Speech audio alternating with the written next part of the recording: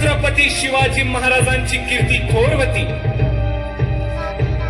महाराजांची कीर्ती अशी थोर, स्वराज्याचा निर्मिती तोर, अशा तुफानाला रोखाया कुणी शत्रू नाही थोर.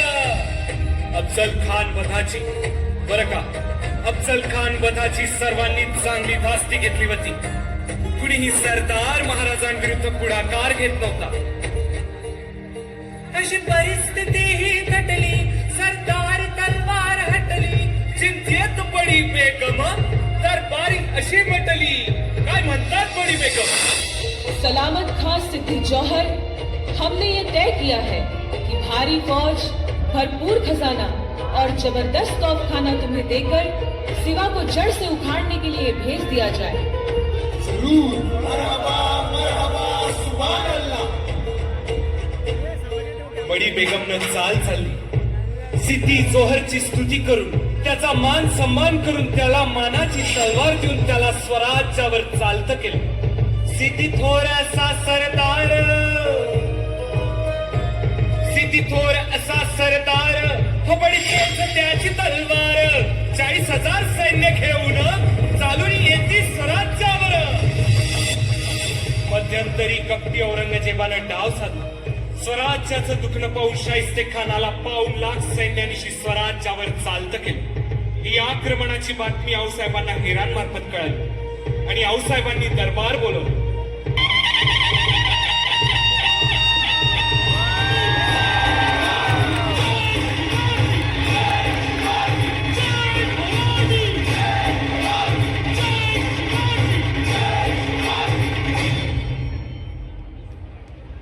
आऊसाहेब, आता दुहेरी संकट आहे. आदिलशहा आणि मुघल पूर्ण ताकदीनिशी स्वराज्यावर चालून येत आहे. आम्हास असे दिसते की सिद्दी जोहर स्वराज्यात जास्त धुमाकूळ घालेल. तो चिडखोर आहे, त्याला मुलूक काबीज करायचा आहे. त्यामुळे काहीही करून त्याला मुलखाबाहेर थोपवणे जास्त जरुरीचे आहे. पण कसे? आऊसाहेब, जर सिद्धी आणि मोगल एकाच वेळेस येत असतील तर त्यांचे आपसात भांडण लावून देऊ की? गनिमी कावा असताना कसली बी फिकर नाही बघा. वा, विचार तर छान केलात, पण एक मात्र विसरलात. दोघांचीही लष्करे लढतील ती स्वराज्याच्या धर्तीवर, आणि यात भरडली जाईल ती सामान्य निष्पाप जनता. मग मोगलशाही आणि स्वराज्यात फरक तो कोणता? त्याऐवजी त्यांना स्वराज्याबाहेरच ठेवलं तर ते जास्त फायदेशीर. आऊसाहेब, आम्ही सिद्धीला मोठ्या शिताफीने पन्हाळ्याकडे घेऊन जाऊ. आम्ही घाबरून पळतो आहोत हे पाहून त्याला चिड चढेल. तो आमचा पाठलाग करेल. आम्ही पन्हाळ्यावरच राहू. पन्हाळा झुंजतागड आहे. विचार तर नामी आहे शिवबा. पण आऊसाहेब, शाहिस्ते खान स्वराज्यात घुसणार.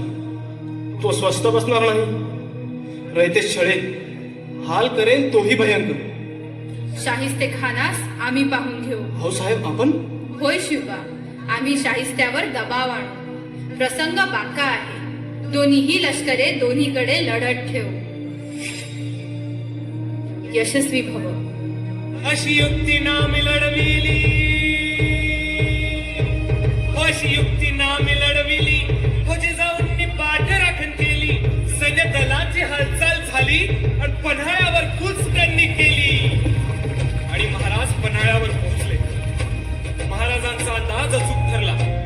सिद्धी स्वराज्याकडे न जाता पन्हाळ्याला वेढा घालून बसला आणि बघता बघता 3 महिने निघून गेले. जोहर साहब, आखिर कब तक हम यहाँ पर यूं ही डेरा डालकर बैठे रहेंगे? मसूद, यह सिवा के बच्चे को कभी न कभी तो बाहर आना ही होगा. आखिर यहाँ रसद रोक कर जो बैठे हैं, रसद खत्म होते ही बाहर आएगा. तब तो आमना सामना होना ही है. तब दिखाऊंगा उसे इस शोहर की शमशेर का कमाल. इंशाअल्लाह. सिद्धीचा डाव सफल ठरला. गडावरची रसद संपत आली. महाराज विचार करत होता की कदाचित पावसाच्या जोराने तरी सिद्धी वेढा हटवेल, पण तसं झालं नाही. महाराज, विशाळगडाकडे जाण्याच्या मार्गावर तशा छावण्यात कमीच बघा. तो मार्ग निवडला तर तिकडे सुरव्यांचा वेढा आहेच. तो फोडला तर काम होतंय बघा. हो, पण तोवर त्या सिद्धीला सुलत कसा ठेवायचा? गनिमी काव्याचा बाळकडू विसरला होय. तहाचं बोलणं करत सिद्धीला गुंतून ठेवायचं. सिद्धीच्या सैन्याला गाफील करायचं आणि मोका मिळताच विशाळगड गाठायचं. पण महाराज तहाची बोलणी करायला कुणाला बी कसं पाठवणार? तो सिद्धी काय खुळा आहे वर? आणि आपल्याकडे थोडंच दुसरं शिवाजीराज आहे. मी होतो की शिवाजी राजा असं बी समजे म्हणतात. शिवा तू राजासारखा दिसतो बघ, फक्त कपडे चढवायला उशीर. आज संधी मिळते बघा, नाही म्हणू नका सा. अरे शिवा, तू शिवाजी हो ना, पण तुला याचे परिणाम ठाऊक आहेत का? मरण मरण म्हणता होय? अहो मरण तर कवा बी आहे की, पण शिवा काशीत होऊन मरेपतून शिवाजी राजा होऊन मेलेलं कुणाच्या बी नशिबी असतं होय. अशा मावळ्यात तो शिवा, हो अशा मावळ्यात तो शिवा, तर हात धडला सांगावा, डोक्यात लढविती कावा, सिद्धीला असाच कमावा. महाराजांनी सिद्धीला चकवण्यासाठी तहाचे बोलणे करायला माणूस पाठवला आणि मग शिवा काशीत शिवाजी महाराज बनला. आणि मग ठरल्याप्रमाणे तसा वेश त्यान घातला,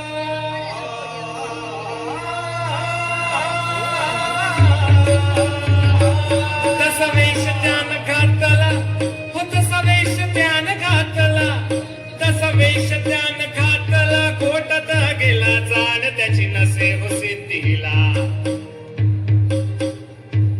करील कोणी कल्पना युक्तीला.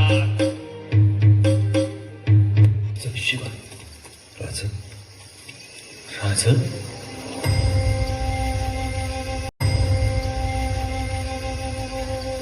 आमच्या सभेत चल. राज शिवा, आम्ही सांगतोय आमच्या सभेत चल. आता जे काही होईल ते आपल्या अवघ्यांचे होईल. चल राज.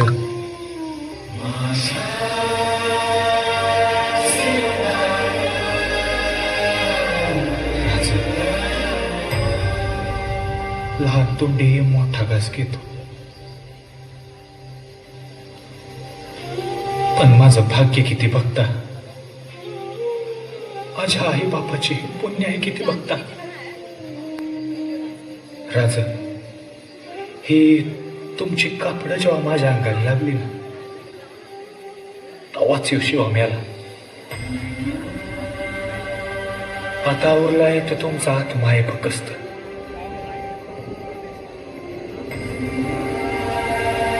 राज, तुमच्या ध्यानात येत नाही, पण मला स्वर्गाचं दर दिसतंय. हो, अजून काय पाहिजे माणसाला? लोक माणूस आयुष्यभर कसा कसा जगला ते सांगतात, पण माझ्या बाबतीत लोक सांगतात की शिवा असा बिलंद, की शिवाजी राजाचं मारण मिळाला. वरून 96,000 वर्ष जगेत महाराज.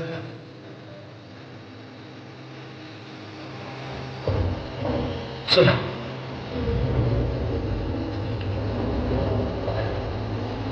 येतो.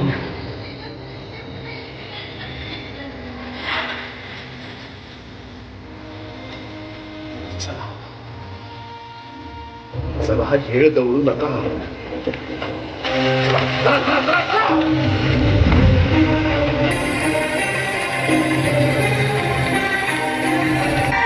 प्रति शिवराय तेथे आला हो जी, जी, जी, जी, जी.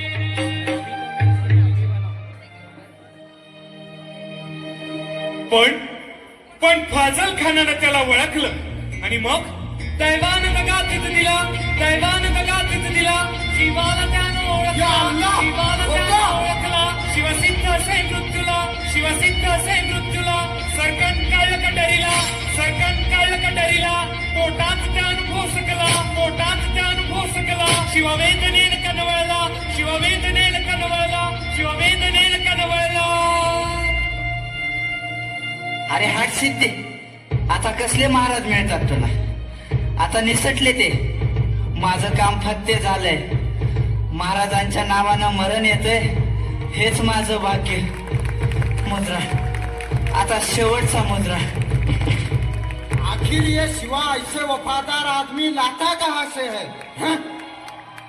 अशा या नामी आणि शूरवीराचे बलिदान हे स्वराज्य उभारणीच्या कार्यात चिरेबंद ठरलं आणि महाराज बाजीप्रभूंना घेऊन 1200 मावळ्यांनीशी 12 जुलै 1660च्या पावन रात्री विशाळगडाकडे निघाले. जोहरनं मसूरला महाराजांच्या मागं लावलं.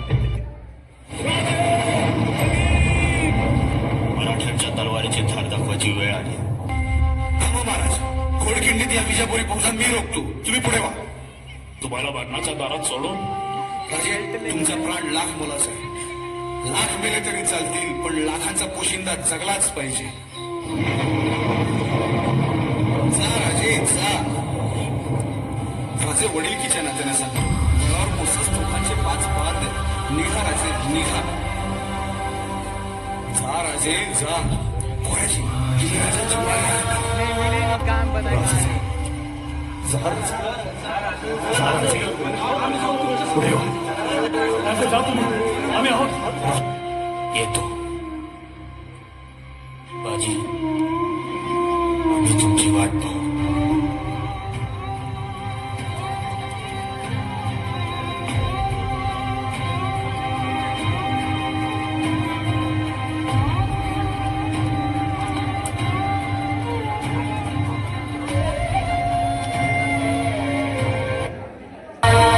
आज तुम्हाला लढायचं स्वतःसाठी, स्वातंत्र्यासाठी. मी तुम्हाला वचन देतो, आज जर राजांना वाचवलं तर या घोडखिंडीच्या दगडावर तुमची नावं कायमची कोरली जातील आणि तुम्हाला तुमचा हक्क हक्काने मागता येईल. तो हक्क म्हणजे स्वराज्य. बाजूला बाजूला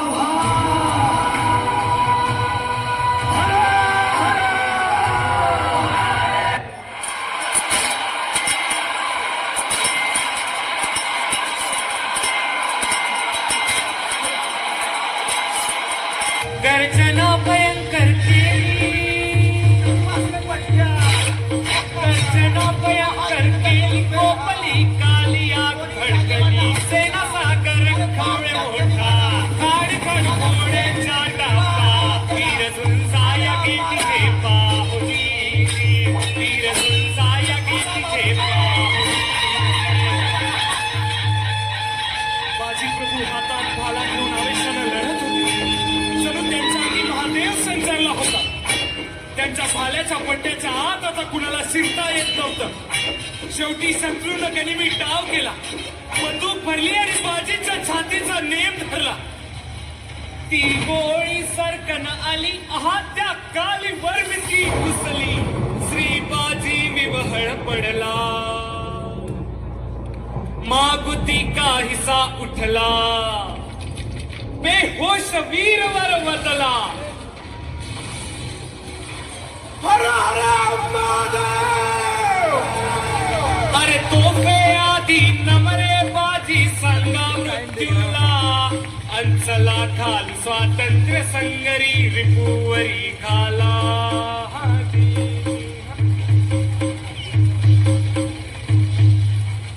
बाजे महाराज गडावर पोहोचले नाही. तोफांचे 12 जण झाले. बाजी, तो दूरवर दिसणारा विशाळा पहा बाजी. ती मावळे चढताना दिसतात बाजी. आणि ते काय पार झाले बाजी, पार.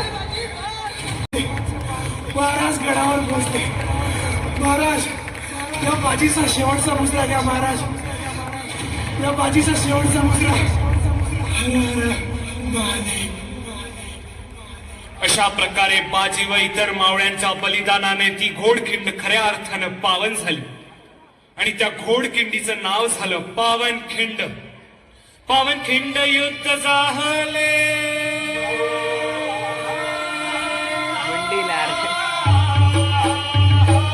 पावनखिंड युद्ध झाले, पावनखिंड युद्ध झाले, पावनखिंड युद्ध झाले. रक्त सांडले, पाप सारे गेले, पावन केला खिंडीचा घाट, पावन केला खिंडीचा घाट. लावली गुलाबीची हो वाट, लावली गुलाबीची हो वाट, लावली गुलाबीची हो वाट. मराठशाहीचा वाडा धाकली, मराठशाहीचा वाडा धाकली, मराठशाहीचा वाडा धाकली.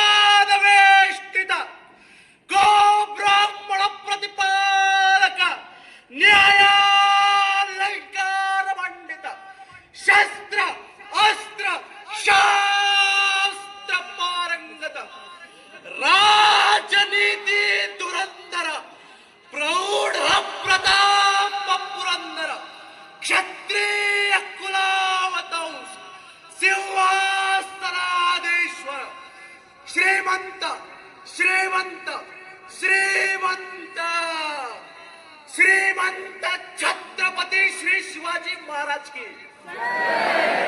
राजा शिव छत्रपती की जलस्थलांबर दे ललकार शिव छत्रपतींचा जय जयकार जलस्थलांबर दे ललकार शिव छत्रपतींचा जय जयकार नमः पार्वती पते हर